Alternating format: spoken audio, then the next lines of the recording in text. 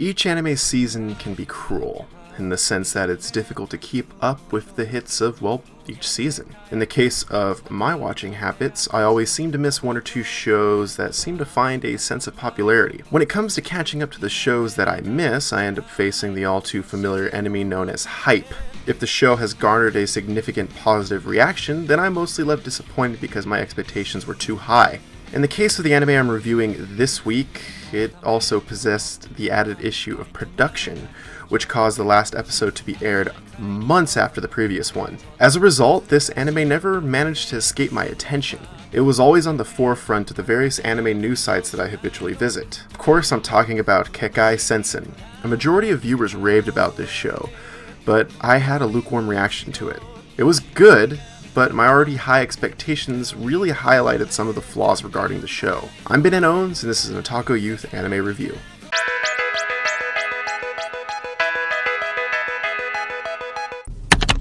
Kekkai Sensen focuses on the area known as Hellsalem's Lot, formerly known as New York City. A few years ago, a portal to the Alta-world emerged from New York City, bringing with it a variety of monsters and other fantastical creatures. As a result, the city became a melting pot of the everyday and the supernatural. The story focuses on the crime-fighting organization of Libra, a secret group that works from the shadows to preserve peace in the city. In a case of mistaken identity, a young man, Leonardo Watch, accidentally joins Libra and is thrust into their struggle to protect the city. Now, the series is a perfect blend of emotion and comedy. The tone can almost seem schizophrenic at times, but it perfectly suits the overall tone of the series. A rather less serious moment can quickly change into a dire situation. In terms of actual plot, though, Kekkai Sensen possesses a large misstep. The earlier episodes are mostly standalone stories, but the show manages to quickly set up an overall conflict. Then, in the last few episodes, this overarching conflict is largely tossed aside. And this is really disappointing because this conflict involving these vampires was so interesting.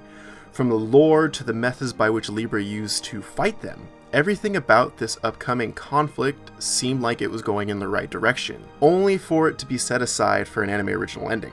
It's not that this anime original ending was bad per se, it's just that it came at the cost of what I consider to be the more interesting plot of this series. In my eyes, this is a detriment to the show that started off so well, just to have it falter a bit in the end. Again, that doesn't mean the last few episodes are bad, they are still very entertaining, it's just that they don't meet the standards set up by the first 3/4 of the series.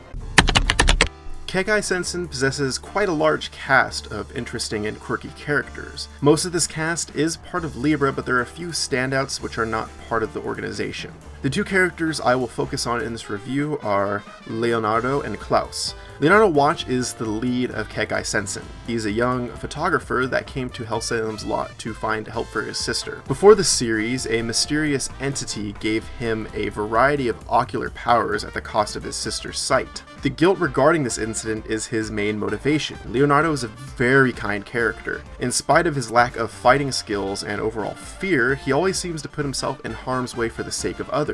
He also possesses a sense of doubt regarding his actual ability to help. As the series progresses, Leonardo becomes more comfortable with himself enough to overcome some of his fears. This is the main focus of Kekkai Sensen, the evolution of Leonardo as he deals with the insanity that is Hellsalem's Lot. Klaus von Reinherz, there's no way I said that correctly, so I'm sorry guys, is the leader of Libra and an immensely powerful fighter. There's little shown about his background throughout the show, but he remains interesting nonetheless. He's one of the catalysts for Leonardo's growth. He possesses an immense loyalty to those that serve beside him in Libra, at one point becoming visibly enraged at the news that a member was injured in battle. He also has a soft side though. There's a lot of comedy that comes from his interactions with the other members of Libra, between Zap's attempts to defeat him, to dealing with Lucky Abrams. Klaus is surprisingly funny. He really is the character that inspires Leonardo and really every other member of Libra, and that could be said for a lot of characters. Each one leaves a lasting impact on Leonardo, enough that each character manages to be interesting in their own right.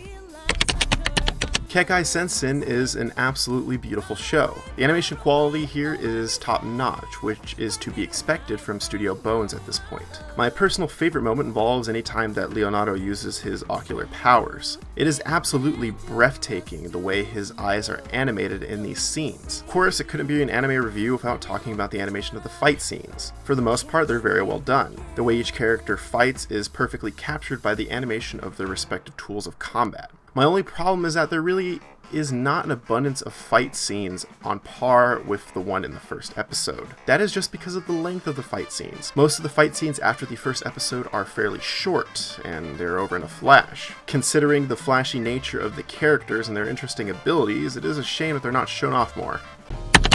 The sound design of Kekkai Sensen is excellent, with the highlights being the voice acting and the music. The voice acting is great. Every character manages to sound interesting, and the voice actors manage to show off everything from Leonardo's fear to Zap's incessant yelling. The voice acting for the mystical creatures is also very well done. With the large variety of supernatural entities, the cast manages to make each one of these creatures sound unique. Now, the best aspect of the sound design is the music. Kekkai Sensen has phenomenal music. There's a large variety of jazz employed, which perfectly fits with the New York theme. The anime also features a plethora of insert songs which add an extra level of gravitas to the scenes in which they are employed. The soundtrack alone is one reason why anyone should check out this show. Kekkai Sensen is a great show that sadly did not manage to meet my overinflated expectations. I really expected the show to blow me away, but that feeling was never reached. Great show, but not one of my favorites. The story has some issues regarding the changing of focus from vampires to the twins. Characters are all pretty good, with Leonardo being the standout. The animation is also superb, and the music is great as well. It's just that it's good. It didn't manage to grab me like some of the other shows that I've reviewed. Kekkai Sensen earns my watch rating. It should be watched, but temper your expectations accordingly. Anyways, I am Bananaowns, and this was an Otaku Youth anime review. I'll see you guys next week for a movie review.